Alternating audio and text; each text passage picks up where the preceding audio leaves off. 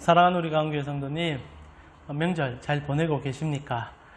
오늘 주일, 명절 마지막 휴일 주일이기도 하지만 말씀을 사모하셔서 시간을 쪼개어 하나님 앞에 나아가시는 여러분, 하나님께서 그 마음 분명 받아주실 것입니다.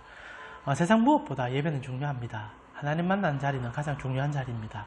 그 귀함을 놓치지 않는 여러분, 오늘도 말씀 속에서 그 주님의 위로하심과 만져주심, 나아가 보여주심을 경험하셔서 그 은혜를 여러분 삶 속에 녹일 수 있는 귀한 시간 되기를 축원합니다. 이 시간 우리 사도신경으로 우리 신앙 같이 고백하면서요, 오늘도 나에게 말씀하실 주님을 기대해 봅시다. 함께 신앙 고백 드리겠습니다. 전능하사 천지를 만드신 하나님 아버지를 내가 믿사오며 그 외아들 우리 주 예수 그리스도를 믿사오니 이는 성령으로 잉태하사 동정녀 마리아에게 나시고 본디오 빌라도에게 고난을 받으사 십자가에 못 박혀 죽으시고 장사한 지 사흘 만에 죽은 자 가운데서 다시 살아나시며 하늘에 오르사 전능하신 하나님 우편에 앉아 계시다가 저리로서 산자와 죽은 자를 심판하러 오시리라. 성령을 믿사오며 거룩한 공회와 성도가 서로 교통하는 것과 죄를 사하여 주시는 것과 몸이 다시 사는 것과 영원히 사는 것을 믿사옵나이다. 아멘. 이 시간 우리 찬송가 210장 시온성가 같은 교회, 찬송가 210장 시온성가 같은 교회 함께 찬양드리고 함께 기도하는 시간 가지도록 하겠습니다.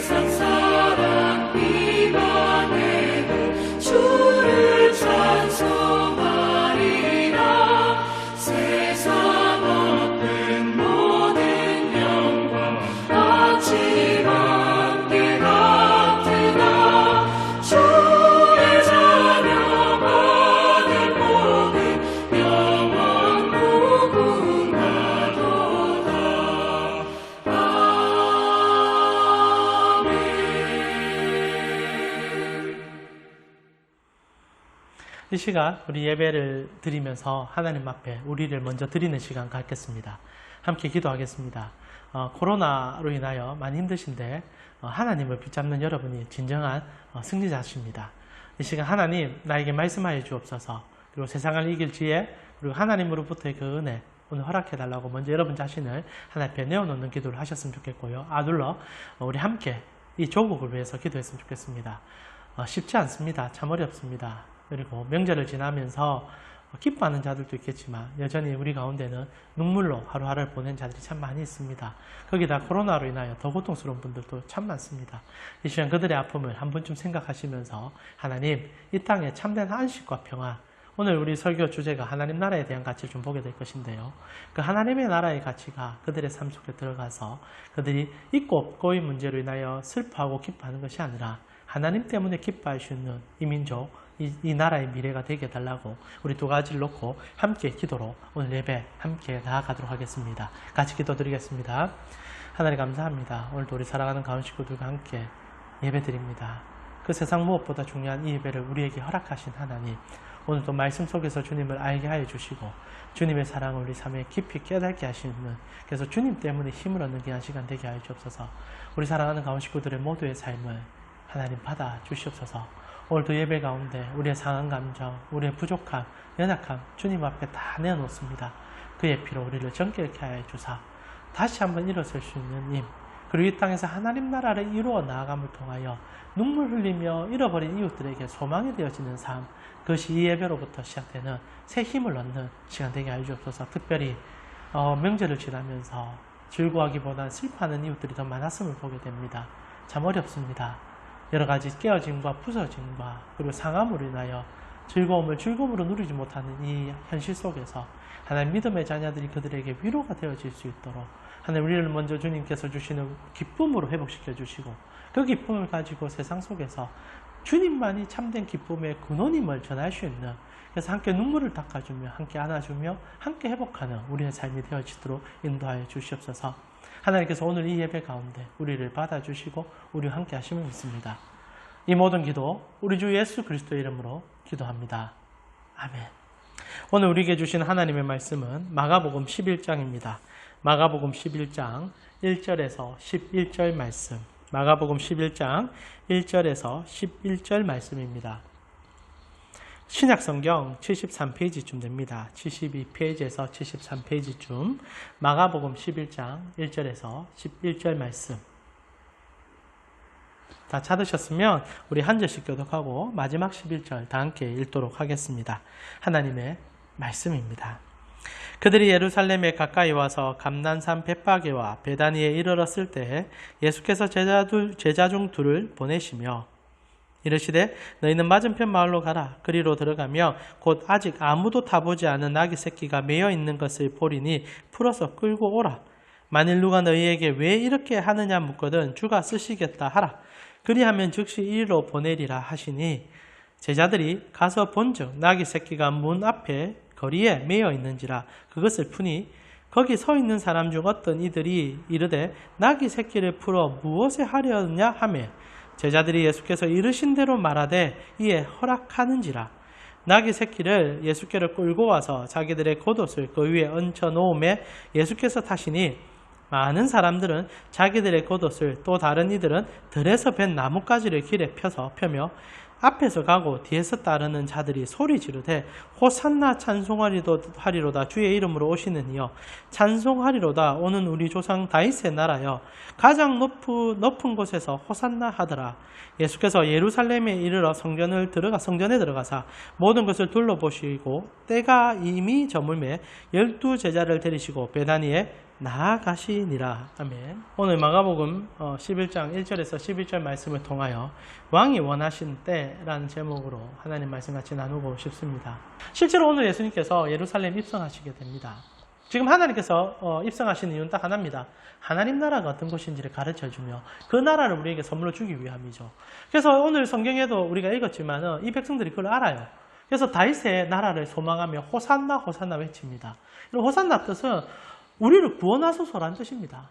이 억압과 핍박과 고통 속에서 우리를 좀 건져달라. 디테일하게 볼 수는 없겠지만 전제 자체는 그들에게 좀 잘못된 것이 있습니다. 로마의 핍박에서 좀 벗어나게 해달라는 관점으로 호산나를 외친 것도 사실이거든요. 그런데 핵심적인 것은 하나님께서 고통받는 그들을 향하여 그의 나라가 어떤 것인지를, 그리고 그들의 내면에 있는 그 고통을 걷어가심을 통하여 참으로 안식과 평안을 줄 수 있는 그 나라를 오늘 보여주는 첫걸음이 여러분과 제가 읽은 성경 본문이라는 거죠. 저희는 이제 한 달 동안 이 마가복음 아마 조금 더 계속 보게 되겠지만은 예수님께서 이제 걸어가셨던 가장 중요한 성경에서 특히 사복음서에서 3분의 1나 차지하는 예수님의 이 9일의 여정, 그리고 짧게는 일주일의 여정, 오늘 우리는 일주일의 여정을 보게 되는데요. 그 여정을 살펴보길 원합니다. 그리고 핵심은 딱 하나예요. 하나님 나라는 어떤 가치를 가지고 있는가. 오늘 예수님께서 이렇게 이제 본문을 바라보시면서 이제 예루살렘 바라보시면서 이제 첫걸음을 떼시면서 우리에게 그 나라 가치를 가르쳐 주는데 저는 그것이 참 독특하다 생각합니다. 오늘 하나님께서 보여주시는 그 나라의 가치는 이 낙이 통하여 우리에게 가르쳐주는 하나님 나라가 들어가 있기 때문이죠. 먼저 우리는 하나님 나라의 그 가치, 오늘 제가 비교의식에 대한 얘기를 좀 하게 됐는데요. 하나님 나라는 사실 비교의식이 없는 것입니다. 뭐 다른 설명을 다 떠나서 우리의 중심이 하나님이 계시기 시작하면은 실제로 비교를 할 수가 없어요. 왜냐하면 나도 우리가 여러 번 설교했지만 하나님의 것이고 너도 하나님의 것인 것을 깨닫는 순간 우리 사이에 우리가 가진 그 물질적 소유로 인하여 우리의 가치가 매겨지지 않음을 발견하게 됩니다. 그래서 하나님 나라의 가치는 언제나 서로가 행복할 수 있는 가치로 다가와요. 그래서 우리는 위로는 딱 한 분만 섬기면 됩니다. 우리 구주 예수 그리스도 그리고 삼위일체 하나님 그분만 섬기시면 돼요. 나머지는 다 같습니다. 똑같아요. 그러나 그것이 붕괴되고 무너진 게 죄된 세상, 아담 이후의 세상 아닙니까? 오늘 예수님께서 그거를 뒤집으러 가시는 거거든요. 하나님 한 분만이 왕이시고 우리 모두는 같은 은혜로 살아가시는 것을 보여주는 그 장면인데 그 장면의 첫 장면이 나귀를 타신 예수님이라는 거죠. 저는 이게 참 독특하다는 겁니다. 근데 오늘 이렇게 여러분 본문을 쭉 따라가시다 보면은 그 이유를 발견하게 될 겁니다. 오늘 성경이 이렇게 시작하지 않습니까? 1절을 보니까 그들이 예루살렘에 가까이 와서 감난산 벳바게와 베다니에 이르렀을 때에 예수께서 제자 중 둘을 보내시니 뭐 둘을 보냈다는 것은 증인으로서의 모습을 보여주는 것인데 더 중요한 것은 예수님께서 지나온 그 지명을 마가뿐 아니라 공관복음 전체가 다 가르쳐주고 있다는 거죠. 그 두 지명이 무엇입니까? 벳바게와 베단입니다. 물론 저희는 지금 이제 벳바게에서 나귀를 타신 모습으로 시작하고 있지만은 예수님께서 베다니에서 며칠간 사역을 하셨습니다. 거기서 이제 마리아 그리고 나사로 만나게 되고 그리고 주님께서 이제 기름 부음을 받는 마리아로 통하여 기름 부음 받는 일들이 이 베다니에서 일어나게 되죠. 오늘 이제 입성하는 첫 장면인데 근데 이제 이 두 지명이 우리에게 전달되고 있습니다. 근데 여러분 성경을 보시면 이 두 지명이 비슷하지 않습니까? 둘 다 배를 쓰고 있습니다. 배라는 지명이 참 성경 지명이 많이 들어가는데 이 배라는 뜻은 아시다시피 뭐 많이 알고 계시겠지만 집이란 뜻입니다. 집. 그러니까 이 벳바게, 베단이 다 집을 가지고 있는 의미고 뒤에 있는 두 단어가 이 지명의 뜻을 나타내기 시작합니다. 여러분 베단이라고 되어 있지만 실제는 베트, 아니라는 단어의 합성어입니다. 베트, 집, 아니.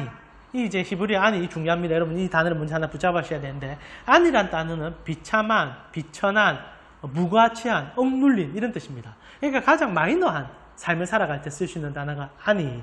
우리나라 말하고 비슷하지만 아니다 할 때 그 아니 이런 의감도 있는데 아니란 단어가 쓰입니다. 그래서 베트 아니 이거는 비참한 자들의 집, 가난한 자들의 집. 그래서 한국말로 억지로 번역을 해본다면 빈촌 이 정도로 해석하면 좋을 것 같습니다. 실제로 예수님께서 주된 사역에 예루살렘 오셨을 때 사역은 이 베다니를 중심으로 이루어지시거든요. 그러나 베다니는 가장 못 사는 사람들의 모임인 집단 이렇게 거주지였던 것 같습니다. 그리고 이제 또 중요한 이 벳바게가 나옵니다. 벳바게는 여기서 처음 등장합니다. 실제로 벳바게는 성경에 나오지 않는 지명인데 예수 입성할 때만 이 이름을 좀 비춰주는데 저는 이것이 지금 여러분과 저 함께 봐야 될 하나님 나라의 가치 참 중요한 한 장면이라고 생각합니다. 벳바게 이름 자체가 참 재밌는데 벳이라는 단어가 아까도 말씀드렸던 집이라 했지 않습니까? 베트. 그러면 이 중요한 말이 이제 바게가 나오겠죠. 바게, 히브리어로 파게라고 부를 수 있는데 이 파게가 뭐냐? 무화과 열매를 나타냅니다. 무화과 열매. 그래서 벳바게는 무화과 열매의 집 이런 뜻으로 해석하면 됩니다. 근데 히브리 문화를 좀 알게 되면 이게 재밌어집니다. 앞으로 이제 우리가 4주간 보게 될 때 핵심적인 단어 중에 하나가 이 파게가 될 건데요. 이 파게란 단어는요, 무화과 열매를 얘기하는 것은 맞는데, 무화과를 얘기하는 것은 맞는데, 중요한 것은 무화과의 어떠한 면을 얘기할 때 파게란 단어를 쓰죠. 여러분, 히브리인들에게는 이 파게는, 무화과는 두 가지 단어로 사용되게 됩니다. 여러분, 방금 이제 우리가 보게 된 파게란 단어가 있고요. 또 하나의 단어는 테헨나라는 단어를 씁니다. 근데 이게 이제 그 열매 맺는 시점에 따라서 부르는 과실의 이름이 달라지는 거죠. 그래서 오늘 여러분과 제가 보고 있는 지명의 이름인 이 파게는 예수님께서 이제 예루살렘 입성을 하셨을 때 시장하셔서 무화과 나무를 보시면서 먹고 싶어 하시죠. 근데 그때 성경 저자는 이렇게 묘사하거든요.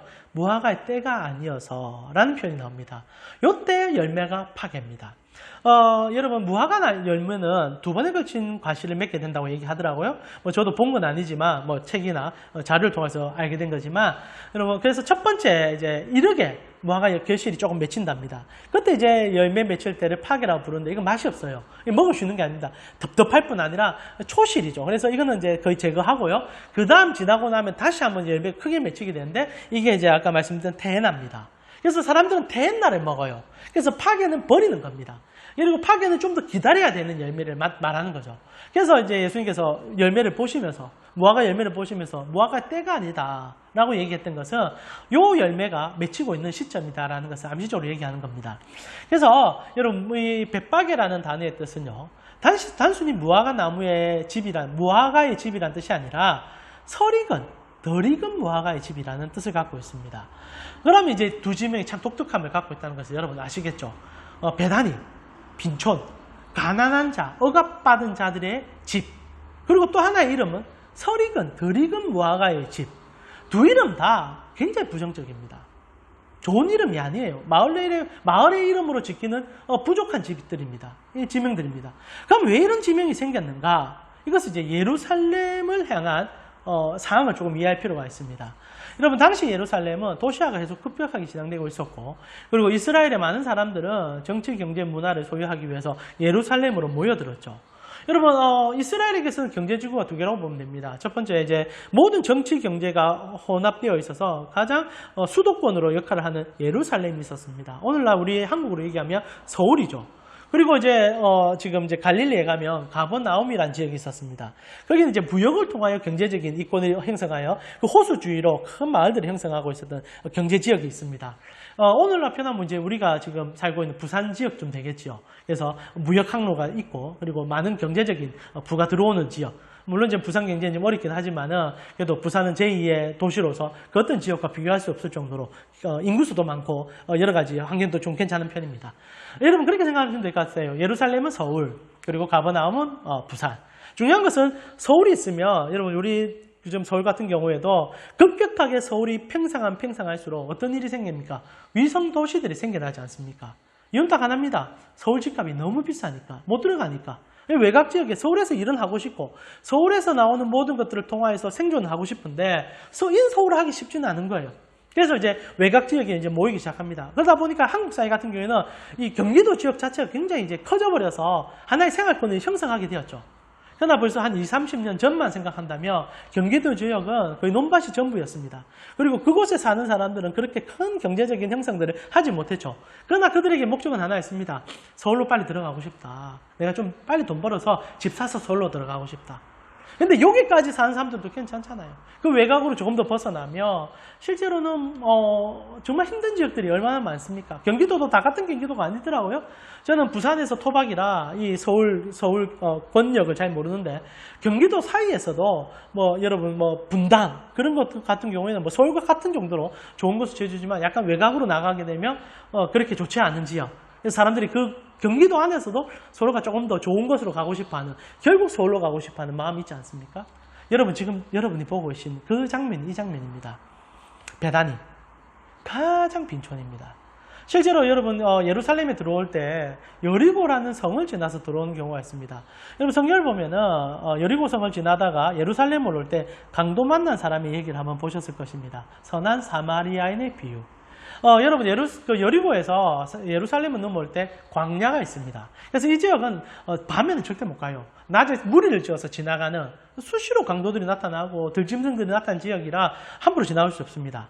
그럼 이 여리고에서 예루살렘을 들어올 때 이 마지막 경계선이 하나 있습니다. 이 광야로 들어가기 전 그게 어디냐? 이 베단입니다.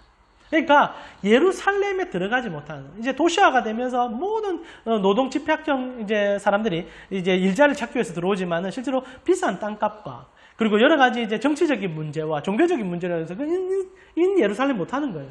그러면서 이제 먹고는 살아야 되겠고 어떻게 하든 살아야 되니까 벗겨나다가 어디까지 갔느냐? 경계선까지 간 사람들이 있다는 겁니다. 오늘 말하면 정말 빈촌인 거예요. 도시화가 진행되지만 도시에서 소외된 자들 그래서 하루 벌어 하루 먹고 살지만 그것도 너무나 비참한 자들 그들이 형성한 그 마을이 이 베단인 거예요. 그래서 베단은 눈물이 많았습니다. 고통이 많았습니다. 그리고 여러분 베다니에는 나병 환자들도 살았었거든요. 그만큼 아웃사이드의 마을들이죠. 근데 이 중간에 독특한 말이 하나 생겼습니다. 그게 벳바게입니다. 이름 자체가 참 재밌지 않습니까? 설익은, 덜익은 무화과 나무, 무화과 마을. 조금만 지나면 익을 수 있다는 거죠. 오늘날 표현하면 이제 분당입니다. 분당은 요즘은 아예 서울과 같다고 보지만은 이제 우리는 이제 예루살렘과 같아질 수 있다. 조금만 노력하면 예루살렘으로 갈 수 있다. 그런 꿈을 갖고 사는 자들의 마을. 그래서 예루살렘 사람들의 입장에서는 설익은 무화과인 거예요. 무화과라는 것은 이스라엘을 상징하는 과실입니다. 그러니까 예루살렘에 있는 사람들은 자기들은 잘 익은 무화과인 거예요. 그러면서 한 마을 바라보는데 노력도 하고 그리고 좀 어느 정도 경제적인 것도 이루어 가긴 하고 예루살렘이 가장 가까운 그렇습니다. 이 베다니를 지나서 벳바게를 지나서 예루살렘 갈 수 있는 여정의 길들입니다. 그 사이에 있는 마을들이거든요. 그러니까 가까우면 가까울수록 아무래도 수도권과 더 밀접한 연관이 있지 않겠습니까? 그러니까 벳바게가 그런 것이죠. 그래서 이름도 그런 의미를 갖고 있는 것 같습니다. 중요한 것은 여러분 이게 전부 비교라는 거예요. 베다니는 더 이상 비교할 것이 없는 자들입니다. 근데 그들은요 벳바게를 부러워했을 거예요. 그럼 벳바게는 베다니를 보면서 부러워했을까? 저는 아니라고 생각합니다. 벳바게는 언제나 예루살렘을 보면서 부러워할 겁니다. 그럼 예루살렘 사람들은 자기들이 모든 것을 가졌으니 행복했을까? 아니래요. 여러분 예루살렘에 있는 사람들도 울고불고 난리 납니다. 나중에 보면. 무엇 때문에? 로마 때문에. 여러분 그 정치 정제의 모든 문화가 로마에 종속되어 있다 보니까 벗어나고 싶기도 하면서도 그들의 힘을 이용하고 싶어하는 대제사장과 그들의 무리가 성경 계속 묘사시켜줍니다. 끊임없는 열등감이 그들을 사로잡고 있는 거예요. 지금 이 하나의 카테고리는 이스라엘에 있는 가장 열등의식을 보여주는 비교의식의 끝을 보여주는 하나의 고리입니다. 베다니, 벳바게, 예루살렘. 그래서 그들은 불쌍한 거예요. 끊임없이 예루살렘 가고 싶어하는 먹고 살기 위해서 돌진하는 그들의 삶. 그러나 여전히 벳바게가 있음을 통하여 비교받게 되지 않는. 여러분 비교 안 하면 괜찮지 않겠습니까? 생각하지만 그게 아니지 않습니까? 실제로 우리는 많고 적음으로 비교한 자들이 아니거든요. 여러분 만약에 많고 적음으로 비교한다면 대기업 총수들이 그 재산의 손해가 조금 났다 해서 그들의 생명을 그렇게 쉽게 끊지는 않을 것입니다. 그러나 우리는 언제나 뉴스 지면으로 그런 비참한 얘기들을 얼마나 많이 봅니까? 비교라는 것은요. 죄로 인하여 우리 속에 깊숙이 파져 있는 이 본성과 같은 거죠. 그래서 사람들은요. 비교를 우위에 점하기 위해서 언제나 최고의 것을 내가 소유하기를 노력합니다. 그리고 그렇게 하기 위해서 벳바게를 만들고요. 베다니를 만들어요. 그리고 그들로 그곳에 가게 만들어 끊임없이 이곳을 바라보게 만들고 그들의 노동과 그들의 힘을 통하여서 나의 부를 형성하려고 하죠. 여러분 지금 예루살렘 옆에 있는 이런 모습들은 우리가 인생을 살아가면서 형성하고 있는 이 모든 이 사슬과도 같습니다. 약육강식의 세상을 여실 없이 보여주는 장면이 이거죠. 예수님이 그거 부수러 오신 겁니다. 당신이 하나님인 것을 보여줌을 통하여 더 이상 이런 비교와 처참함과 지옥 같은 삶을 벗어나 모두가 최고의 가치를 소유하고 모두가 하나님 나라의 자녀임을 깨달아 하나님 한 분 때문에 행복할 수 있는 곳 그것을 보여주기 위해서 지금 예수님이 여정을 시작하셨다는 거예요. 여러분 하나님의 나라 가치는 저 먼 천국에 있는 게 아닙니다. 이 가치를 온전하게 깨달으면요. 여러분 이 땅을 살아가면서도 남들과 비교해서 얄팍한 쾌락이나 정말로 비참한 지옥 같은 그런 경험을 하는 게 아니라 누리는 삶, 하나님 나라를 온전하게 회복하는 삶, 그 삶을 허락받을 수 있다는 거죠. 그 여정으로서의 첫발을 여러분 잘 보셔야 된다는 겁니다. 그래서 이런 연쇄고리가 잡혀있는 비참하며 비교의식으로 찌들어 있는 이 연쇄고리 속에 주님은 벳바게로부터 그 여정을 시작하고 있다는 겁니다. 벳바게는 그 중심에 있는 거죠. 비교받으며 비교하고 있는 한 중심. 어떻게 보면 우리입니다. 우리. 끊임없이 비교하면서 누군가는 그 상황에서 우위를 점하기도 하고 어느 날은 누군가가 부러워지면서 그 고리 속에서 어떻게 해야 될지 몰라 눈에 보이는 것에 집착하여 정말 중요한 것을 보지 못하는 지옥 같은 삶, 그 연쇄고리를 깨기 위하여 벳바게로부터 예수님은 시작하고 있다는 겁니다. 그런데 예수님께서 그것을 깨기 위한 한 고리로 우리에게 보여주는 것이 낙이라는 거죠. 이게 참 독특합니다. 여러분 2절을 보니까 11장 2절을 보니까 이르시되 너희는 맞은편 마을로 가라. 그리로 들어가면 곧 아직 아무도 타보지 않은 낙이 새끼가 미어있는 것을 보리니 풀로 오라 이렇게 말씀합니다. 왜 하필 주님께서는 이 연쇄고리를 이제 하나님 나라의 가장 귀한 가치를 보여주는 그 도구로서 나귀를 선택하셨을까? 저는 이것이 굉장히 중요한 가치라고 생각합니다. 지금 여러분 그냥 상상만 한번 해봅시다. 오늘 예수님께서 나귀를 타시는데 여러분 성화들을 생각하면 이거 문제가 생깁니다. 보통 성화들을 보면요, 뭐 영화도 그렇고 예수님께서 나귀를 타는데 건장한 나귀를 타고 들어옵니다. 나귀가 크지도 않은데 나오는 것들은 다 그림도 그렇고요. 제법 건장해요. 그래서 예수님 타실 때 굉장히 편안하게 이렇게 다리 딱 한쪽에 놓고 그래서 사람들 호산나 호산나 부르는데 이렇게 편안하게 가시는 장면이 나오지만 여러분 성경은요, 어린 새끼 나귀라고 합니다. 여러분 자세히 한번 보세요. 나귀 새끼가 매여 있는 것을 본다고 되어 있죠. 물론 마태는 나귀를 표현합니다. 증인의 역할로서 나귀를 2마리 표현하는데 실제로 예수님 타신 것은 새끼 나귀인 것 같습니다. 2마리 같이 있었을 것 같은데 한 마리 정말 어린 나귀, 엄마 나귀가 아닌 어린 나귀를 탄 것 같아요. 핵심은 이겁니다. 새끼 나귀예요. 새끼 나귀. 정확히 어느 정도의 나이가 될지 모르겠지만 물론 나귀는 어릴 때부터 장정을 태울 수 있다고 합니다. 그러나 중요한 것은 크기가 작아요. 예수님께서 지금 30이 넘으셨고 그리고 장성할 대로 장성하신 어른입니다. 그럼 새끼 나귀를 탔을 때 이 굉장히 모양새가 나지 않았을 겁니다. 여러분 장성하여 이제 사람을 태울 만한 나귀가 된다면, 짐도 실을 만한 나귀가 된다면 우리가 아는 성화의 모습처럼 안락하게 갈 수 있을 것입니다. 그러나 새끼 나귀를 탔다고 생각해 보십시오. 제가요 정말 새끼 나귀 조그만 걸 탄다면 여러분 어떤 자세를 취하겠습니까? 자세 자체가 엉굴주춤될 겁니다.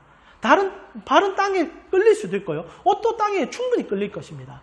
그래서 그것을 방지하기 위해서 아마 옷을 이렇게, 여러분 아시다시피 유대인들은 옷이 길지 않습니까? 그래서 끌어모으고 다리도 최대한 올려가지고 나귀에 탄 것인지 아니면 내가 나귀를 태우고 있는 건지 그것도 모를 정도로 엉거주춤한 자세가 이 자세일 겁니다. 굉장히 불편한 모습이 지금 묘사되고 있는 거예요.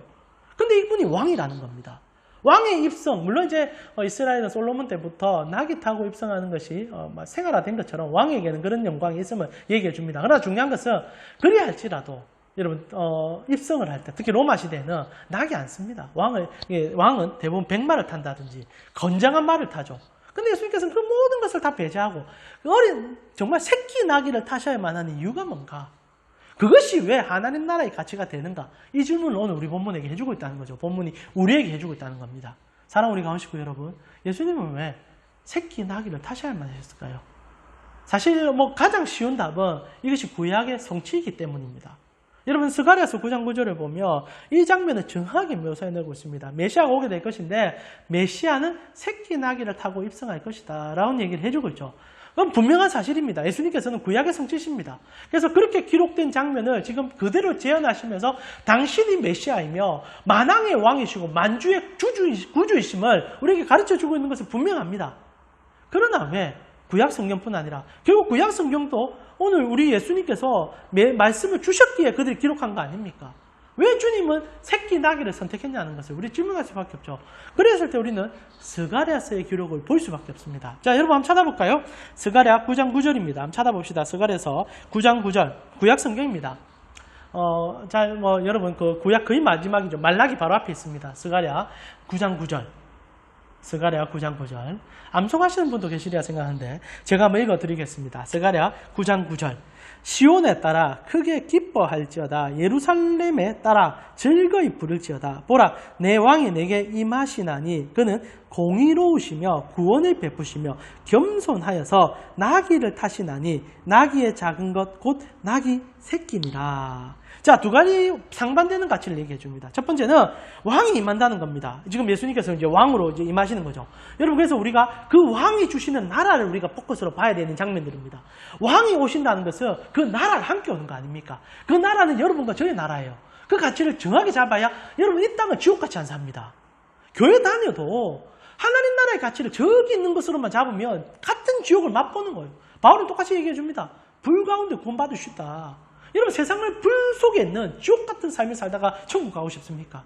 아니면 예수님이 지금 보여주는 이 모습들을 통하여 이 땅에서도 하나님 나라의 가치를 행복하게 누리고 싶습니까? 그럼 몸은 집중해야 돼요. 왕이 임하시는데 첫째 그분은 공의로우십니다. 정의로우신 분이에요. 그래서 세상의 죄악을 뒤집으실 분입니다. 그리고 그분은 구원을 베푸시는 분이죠. 그리고 한 가지를 더 얘기합니다. 겸손하셔서 나귀 탄다 얘기합니다. 자, 나귀 타는 이유가 뭐냐? 그분은 겸손하셔서 나귀를 탄다. 그러니까 여러분 지금 예수님께서 예루살렘으로 들어가시는데 이 벳박의 서리금 무화과의 마을에서 나귀를 선택한 것은 단 하나의 이유. 그분의 겸손을 보여주기 위함이라는 거죠. 근데 이게 참 아쉽습니다. 우리가 번역을 겸손으로 했는데 잘못된 번역은 아닌데 실제로 이 단어를 보면 겸손이란 단어보다는 또 다른 단어를 썼으면 참 좋았을 것 같습니다. 물론 우리 구주 예수 그리스도에게 접붙임해야 될 단어기에 다 고르고 골라서 겸손이라고 아마 번역을 해준 것 같지만 실제로 이 단어 히브리어는 좀 다릅니다. 안이란 단어를 쓰고 있거든요. 이 겸손이란 단어는 히브리어로 안입니다. 들어보셨죠? 언제 들어보셨습니까? 방금 들어보셨습니다. 벳아니. 아니 무슨 뜻입니까? 비천한, 억압받는, 가난한 그 단어가 요 그대로 사용되고 있습니다. 아니.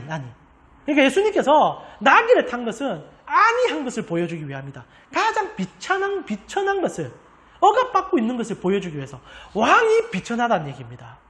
공의로운 왕이 가장 비천한 것을 보여주기 위해서 나귀를 탄다. 그래서 예수님께서 베다니에 머무신 거예요. 그분은 비천한 왕이십니다. 이것이 하나님 나라의 가장 큰 가치라는 거죠. 나귀를 타셨다는 것은 이 안위를 보여주기 위함이라는 겁니다. 나귀 자체가 안인 거예요. 그것도 새끼 나귀. 지금 예수님께서 옷이 질질 끌리고 마치 오히려 나귀가 지금 예수님 올라탄 것 같은 느낌을 주는 이유는 그분의 입성은 가장 비천한 입성이 되어야만 하기 때문이라는 거죠. 세상 모든 왕들은요, 가장 존귀하기 위하여 입성을 합니다. 얻기 위하여, 부수기 위하여, 세우기 위하여 입성합니다. 그러나 우리의 왕은 가장 비천해지려고, 가장 낮아지려고, 실제로 그래서 그분이 왕으로 입성하여 한 일은 하나입니다. 십자가에서 가장 안이하게 죽으시는, 비천하게 죽는 것, 그것이 그분의 왕자였다는 거죠. 이것이 우리를 위한 하나님의 메시지요, 그의 나라라는 겁니다. 그러면 왜 그분이 안이하시는 겁니까? 왕이시고 가장 공의로우시며 가장 힘이 있으신데 왜 스스로 안이하십니까? 왜 비천해지시며 억압받으십니까? 그것이 스가랴 9장 10절의 표현이 나옵니다. 스가랴 9장 10절에 보니까 이렇게 묘사가 되어 있어요. 제가 읽어드립니다. 내가 에브라임의 병거와 예루살렘의 말을 끊겠고 전쟁하는 활도 끊으리니 그가 이방 사람에게 화평을 정할 것이요 그의 통치는 바다에서 바다까지 이르고 유브라데 강에서 땅끝까지 이르리라. 모든 세상이 그분의 통치권에 들어갈 것이다라는 얘기인데 중요한 건 앞입니다. 여러분, 그분이 안이하신 이유, 가장 비춰내신 이유는요, 예루살렘의 활과 에브라임의 병거와 예루살렘의 말을 다 끊기 위해서, 모든 전쟁 도구를 다 박살내기 위해서 간다는 겁니다. 여러분, 예루살렘은요, 모든 싸움에 이긴 자들의 정점이었습니다. 세 도시가 나오지 않습니까? 조그만 위성도시들, 베다니, 아무것도 소유할 수 없어서 가장 비참한 자들. 그런데 예수님은 여기서부터 시작합니다. 그리고 벳박에 어중간하지만 그러나 괜찮은 지역, 그리고 예루살렘, 모든 것을 이룬 자들의 삶. 우리는요, 요 순서대로 달려가고 싶어요. 내가 베다니에 태어나서도 예루살렘만 가면 행복하고 그게 천국이라 생각할 겁니다. 그런데 예수님 그게 아니라는 거예요. 나는 저기에 가서 너희가 소망하는 그 모든 것을 다 박살낼 것이다. 왜? 너희 모두가 샬롬해야 되니까. 예수님께서 스가랴 10장 9절에 이런 얘기합니다. 내가 뭘 주고 싶으냐? 이방 사람에게 화평을 전할 것이기 때문에. 이 화평이 참 중요합니다. 여러분, 화평이라고 쓰여있는데 스가랴 9장 10절, 이 단어가 히브리어로 샬롬입니다. 샬롬. 지금 예수님께서 최종적으로 가고 싶은 지역이 어디입니까? 예루살렘 아닙니까? 예루샬롬입니다. 집이 마을이라는 뜻이죠. 예루샬롬, 샬렘, 평화의 집, 샬렘의 땅, 예루살렘, 최고의 안식의 땅, 전쟁이 종식될 곳. 그래서 예수님께서, 하나님께서 예루살렘을, 이름을 그렇게 예루살렘이라 지어주신 겁니다. 그곳은 모든 전쟁이 끝나야 되는 지역이죠. 그러나 그래 됐습니까? 이 구조만 보더라도 예루살렘은 전쟁에 승리한 자들의 최후의 정점이었습니다. 예수님께서 그 박살내러 가는 거예요. 그리고 진짜 샬롬을 주겠다는 겁니다. 예루살렘을 너희에게 주겠다. 무슨 나라입니까? 하나님 나라. 누구나 샬롬할 수 있는 것. 평안과 안식했다. 그러기 위해서는 활을 꺾으셔야만 합니다. 말의 목을 분질러야만 합니다. 더 이상 우리가 경쟁하는 그 도구들을 다 부수시고, 그리고 가장 낮아지신 왕이 오음을 통하여 더 이상 높아지는 것이 아니라 낮아지는 것이 복됨의 나라. 그 나라 보여주는 거죠. 그래서 예수 그리스도를 왕으로 섬기는 백성들은 안식할 수밖에 없고 샬롬을 맛볼 수밖에 없습니다. 왜요? 더 이상 비교할 곳이 없으니까. 우리 왕이 가장 비참해졌는데, 안이하셨는데, 비참의 상징인 낙이 타셨는데, 우리가 백마 타고 흑마 타면서 칼 휘두른다고 그게 말이 되겠습니까? 아들로 뒤집어지는 겁니다.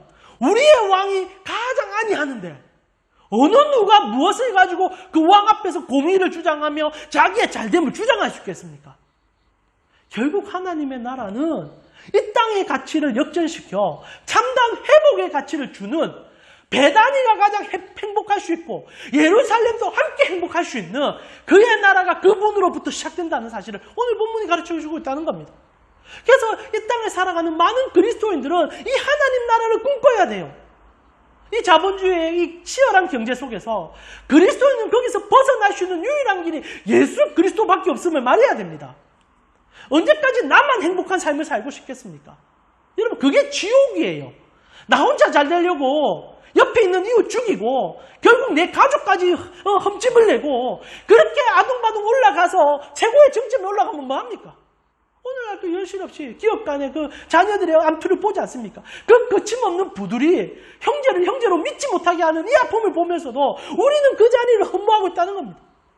예수님께서 벳박에 나귀를 안위하시기 위하여 탔다 합니다.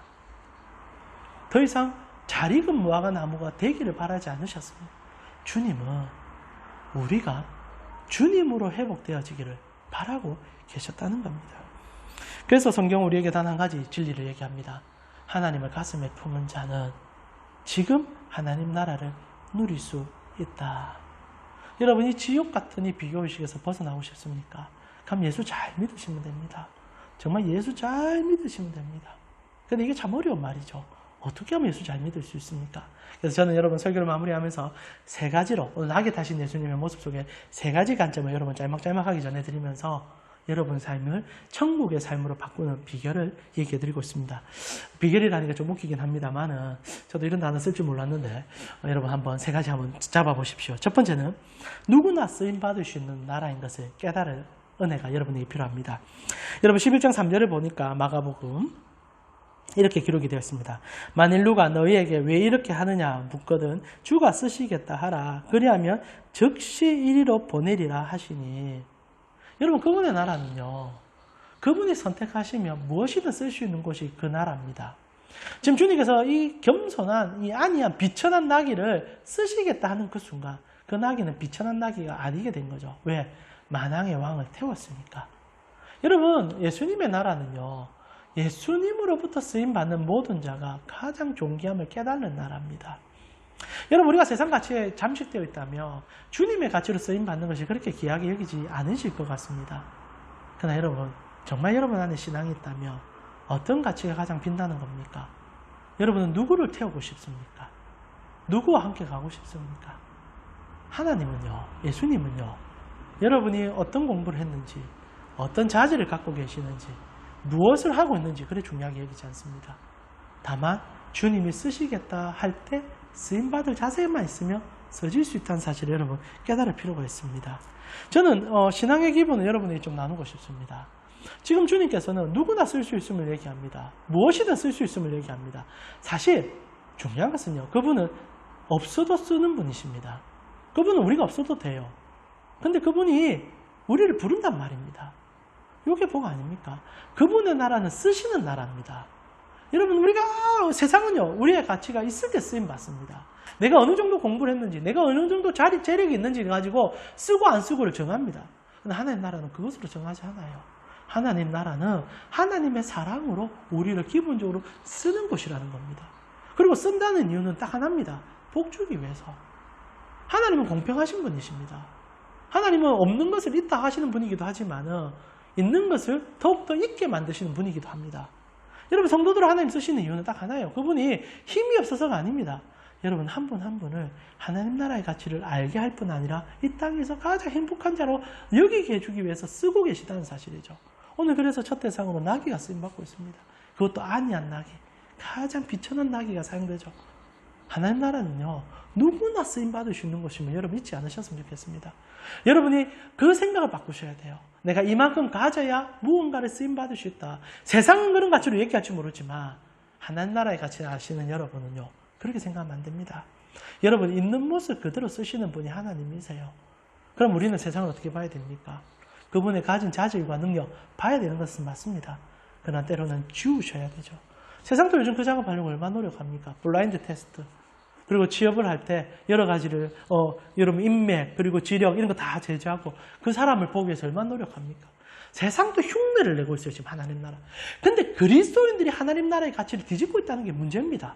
우리는 더 나가야죠. 정말 그 사람으로, 그 사람의 신앙으로, 그 사람이 하나님 사랑하는 그 마음 하나로도 우리가 바라보고 쓸 수 있는 자들 되어야 된다. 이것을 말하는 겁니다. 왜냐하면 하나님이 글을 쓰시니까. 천국은 거기서부터 시작됩니다. 여러분과 만나는 자들, 여러분이 어떻게 하는 그 직장에 있는 사람들, 능력과 자질로도 평가하시겠지만 더 중요한 것은 오늘 주님의 눈으로 평가해 주십시오. 이것은요, 받은 사람만 할 수 있는 겁니다. 여러분, 주님께서 우리를 대신하여 안위하신 나귀를 탔기 때문에 우리도 우리 삶에 그 비천한 것을 그 자랑으로 여길 수 있는 자가 되어서 그 시각으로 하나님 나라 볼 수 있다는 거죠. 자, 첫 번째, 누구나 쓰임받을 수 있다는 거 기억하십시오. 여러분 지금 쓰임받을 수 있습니다. 나도 지금 쓰임받고 있습니다. 여러분, 우리가 어떤 모습이라는 게 중요한 거 아니에요. 우리 가운데 작은 교회입니다. 그러나 쓰임받고 있어요. 하나님께서 우리를 놀랍게 쓰고 계십니다. 그래서 우리가 기뻐할 수 있는 거죠. 우리는 기뻐할 수 있는 겁니다. 이 모습 그대로 하나님 받아주면 잊지 말아 주십시오. 두 번째로, 말씀대로 나아갈 때 진짜 쓰임 받을 수 있습니다. 여러분, 마가복음 11장 5절과 6절 우리 함께 읽어보았으면 좋겠는데요. 11장 5절과 6절입니다. 같이 읽겠습니다. 거기에 서 있는 사람 중 어떤 이들이 이르되 나귀 새끼를 풀어 무엇하려느냐 하매 제자들이 예수께서 이르신 대로 말하되 이에 허락하신지라. 여러분, 제자들이 정말 엉뚱한 명령을 들은 거 아닙니까? 매여 있는 나귀 새끼를 그냥 아무 주인에게 허락도 안 받고 그냥 갖고 오라 이 얘기한 겁니다. 그래서 가지러 간 거예요. 근데 이제 사람들이 또 보고 이제 황당하죠. 누군가가 이제 나귀 그 두 명이 이제 나귀 이제 끌고 갈라 하니까, 매여 있는 것을 풀라고 하니까. 그래서 물어본 겁니다. 어디 쓰려고 그러노? 뭐 하는데? 그래서 딱 한마디 합니다. 주님 말하신 그대로 말했다는 겁니다. 난 이 구절이 참 괜찮다 생각합니다. 참 매력적이에요. 다른 군데기를 빼버렸습니다. 뭐라고 기록합니까? 마가는 예수께서 이르신 대로 말했다. 이게 우리 삶에 쓰임받는 가장 큰 힘이 되는 말입니다. 성도는요, 물론 자기의 의지와 자기의 힘으로 살아가는 건 세상이기도 합니다. 그러나 다른 게 하나님 나라 맛보는 비결이 어디에 있느냐? 우리는요, 말씀하신 분의 말씀을 알고 있다는 겁니다. 요겁니다. 요거. 66금 성경.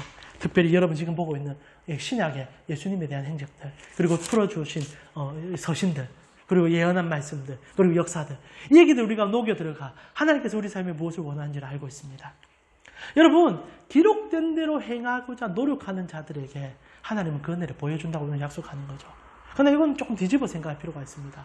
여러분, 그리스도인들이 성경을 보지 않는다는 얘기는 실제로 하나님을 사랑하지 않는다는 얘기와 저는 맞다고 생각합니다. 일맥상통한다고 생각해요. 여러분, 누군가를 사랑한다면요, 그리고 사랑받고 있다는 것을 안다면요, 그 사랑 주고 있는 대상과 내가 사랑하는 대상에 대하여 더 깊은 관심을 가지고 알려고 하는 노력이 분명히 생깁니다. 여러분, 연애하셨잖아요. 연애할 때 그 대상에 대하여 여러분, 그 대상이 무엇을 좋아할까? 그 대상이 어떤 걸 받았을 때 정말 행복해할까? 그거 생각해 보셨잖아요. 자녀를 키우고 계실 것입니다. 자녀들의 마음을 여러분 읽어보려고 노력 많이 하세요. 물론 내 주관으로 끌어가려고 하는 부모들도 있지만 기본적으로 사랑이 전제가 되며 그 사람을 이해하려고 노력합니다. 그럼 하나님 이해하려고 노력해야죠. 그러나 우리가 세상을 보면서 하나님 이해할 수 없습니다. 유일하게 이것 볼 때, 하나님 말씀 볼 때 하나님 이해할 수 있잖아요. 사랑하는 자는 말씀을 보게 되어 있습니다. 그리고 말씀을 보는 자는 하나님의 뜻을 행하게 되어 있습니다. 그러면 하나님의 능력이 나타나며 이 땅을 세상과 다른 가치로 볼 뿐 아니라 세상을 해석할 능력이 생기는 겁니다. 그게 천국이에요. 그게 힘입니다. 여러분, 결국 성경은 우리에게 무슨 얘기합니까? 이 땅의 삶이 전부가 아니다. 하나님 나라가 우리에게 곧 올 것이다. 그래서 너희가 이 땅에 살아가는 그 수고와 눈물은 주님이 닦아줄 그날을 위해서 희생하며 헌신하며 나아가는 것이다. 그때 아멘 할 수 있는 것은 이 말씀을 읽었을 때뿐입니다. 사랑하는 우리 성도님, 제자들은 말씀하신 대로 행하셨어요. 그래서 그들은 그 영광을 보기 시작한 겁니다. 저는 여러분에게 동일한 그 두 번째 은혜가 있었으면 좋겠어요. 기록된 말씀대로 살아가려고 발버둥 주십시오. 잘 안 되는 겁니다. 책 읽는 것 자체도 힘들어 하실 수 있습니다. 그러나 요즘 저희는 저녁에 아침에 제가 mp3도 보내드리지 않습니까? 한 장이라도 귀 기울여 들어보십시오. 말씀 모르고 하나님을 알 수가 없습니다. 그리고 모르는 하나님의 뜻을 어떻게 우리가 행하겠습니까? 힘써 들으시며 찾으시며 묵상하셔야 합니다. 여러분, 그러면 이 땅이 하나님 나라로 보이기 시작할 것입니다. 그리고 마지막 세 번째로요, 십자가와 부활을 묵상하셔야만 합니다. 말씀을 읽되 이 말씀의 끝점을 십자가와 부활 예수 그리스도로 마무리 짓는 자들이 복을 받습니다. 여러분 오늘 11장 2절을 보니까 나귀 새끼에 대한 얘기가 이렇게 시작되지 않습니까? 이르시되 너희는 맞은편 마을로 가라. 그리로 들어가면 곧 아직 아무도 타보지 않은 나귀 새끼가 매여 있는 것을 보리니 끌어오라 이렇게 되었습니다. 낙이 이제 가장 비천한 나귀를 타시려고 하는데 겸손에 가장 비천한 것이 무엇인지를 보여주며 하나님의 나라의 뒤집어진 은혜를 보여주고 싶어 하는데 그 나귀가 매여 있단 말입니다. 실제로 오늘 본문의 나귀는 우리를 얘기하는 겁니다. 우리의 삶을 얘기하는 거죠. 우리는 매여 있는 자들이었습니다. 세상에 매여 있고 세상 짐에 매여 있는 자들이에요. 그런데 주님이 명령하니까 그 매임에서 풀려났단 말입니다. 여러분 이제부터 중요한 얘기 해봅시다. 풀려났던 그가 무엇으로 영광을 얻게 되느냐? 7절입니다. 나귀 새끼를 예수께로 끌고 와서 자기들의 겉옷을 그 위에 얹어 놓음에 예수께서 타시니 나귀가 매여있는 삶에서 벗어나 예수를 태웠을 때 그는 함께 호산나의 소리를 들으며 예루살렘으로 입성하는 그 대상이 되었다는 겁니다. 여러분 저는 이것을 약간 영예긴 하지만 여러분의 이런 가치로 좀 전달하고 싶습니다. 지금 나귀가 매여있단 말입니다. 어디에 매여있었겠습니까? 나무에 매여있지 않았겠습니까? 여러분 우리가 창세기를 주의하면서 2달 전에 해석을 했었습니다. 여러분 이 땅에 있는 모든 문제는 나무로부터 시작되지 않습니까? 우리가 선악을 알게 하는 나무의 열매를 먹는 바람에 우리가 제 가운데 던져서 비교라는 참혹한 지옥을 경험하고 있습니다. 수많은 지옥이 있지만은 비교라는 지옥이 우리 삶에 가장 깊은 아픔을 주는 그 지옥 중에 하나인 것 같아요. 그래서 우리는 비교라는 나무에 매어 삽니다. 그런데 오늘 주님께서 그것을 풀어오라 명령합니다. 명령하면 이루어지고 이루어지는 것은 완전한 것이 예수 그리스도의 음성이요 하나님의 명령입니다. 이루어진 거예요. 풀어집니다. 그리고 그 다음에 그 나귀는 무엇을 합니까? 예수 태우는 거예요. 예수 태우는 거. 지금 예수님께서 이 땅에 오셨을 때 무엇으로 오십니까? 또 다른 나무로 오셨다고 제가 해석해 드렸지 않습니까? 그분이요 십자가를 지기 위해 오셨고 그분은 십자가 되어서 생명의 열매를 맺어주기 위해 이 땅에 오신 겁니다. 세상의 나무에 묶여있던 나귀가 그리스도의 명령에 불림을 받고 또 다른 나무를 태웠을 때 그들은 호산나를 들을 자들이 되어진다는 거죠. 구원받은 자가 된다는 겁니다. 이게 우리 성도가 받은 가장 큰 은혜예요. 세상에 묶여서 비교의식에 허덕거리는 우리가 십자가와 부활의 영광을 맛보고 여러분 앞에도 얘기해드렸지만 여러분 지금 이 본문을 보고 있는 이 장면이 언제 일어난 줄 아십니까? 일요일날 일어나요. 주일날 일어납니다. 우리로 표현하면. 앞으로 일주일 후에 예수님께서 부활하는 그 한 주 전에 이 일이 일어났다는 말입니다. 지금 이 나귀는 부활을 타고 가는 거예요. 영생을 얻은 겁니다. 이것이 성도에게 주어진 은혜입니다. 그래서 성도는 시작도 예수로, 끝남도 예수로, 그리고 그 사이에 십자가와 부활의 영생을 생각하며 이 말씀 속에서 하나님 바라보고 나아갈 때 이 땅을 살아도 천국의 삶을 살며 이 땅의 삶이 끝나도 영원한 삶으로 옮겨져 그분과 함께 영원히 웃으며 행복하며 그분의 낙원 속에서 기쁨을 맛보게 될 것이라는 겁니다. 이것이 가장 비참함으로 이 땅에 오신 예수님께서 우리에게 주신 하나님 나라의 선물이라는 사실입니다. 말씀 마무리합니다. 사랑하는 가운교회 성도님, 주님 나라가 이러합니다. 여러분 더 이상 비교하지 맙시다. 아니 안 없어집니다. 이 땅에 있는 동안 여러분 죽을 때까지 비교할 것이에요. 그러나 정도의 차이가 십자가의 은혜의 그늘 속에 들어가면 들어갈수록 줄어들음을 이해하십시오. 여러분 우리는 하나님의 배우는 그날까지 참 어렵게 살 것입니다. 그러나 모두 다 어렵지는 않을 거예요. 왜? 주님께서 오늘 우리에게 샬롬을 준다고 약속하셨기 때문에. 그래서 오늘도 여러분 말씀을 들으시고 이번 한 주도 십자가의 그늘 밑으로 들어가셔서 주님 바라보며 여러분 세상에 내가 무엇을 가졌기 때문에 행복한 것이 아니라 예수를 인하여 행복한 것을 깨닫게 될 것입니다. 그래서 주님께서 오늘 우리에게 참 위로의 말씀을 하나 주세요. 저는 이 말씀이 너무너무 제 가슴을 때렸습니다. 여러분 마지막 구절인데 한번 읽고 우리 마무리했으면 좋겠습니다. 마가복음 11장 11절입니다. 예수께서 예루살렘에 이르러 성전에 들어가사 모든 것을 둘러보시고 때가 이미 저물매 12 제자를 데리시고 베다니에 가시니라. 예수님께서 예루살렘에 들어가셨는데 특별한 일을 첫날에 하지 않으세요. 그 주일날 아무것도 하지 않으시고 둘러보시고 성전을 다 둘러보시고 해가 저무니까 어두워지니까 베다니로 가셨다고 얘기합니다.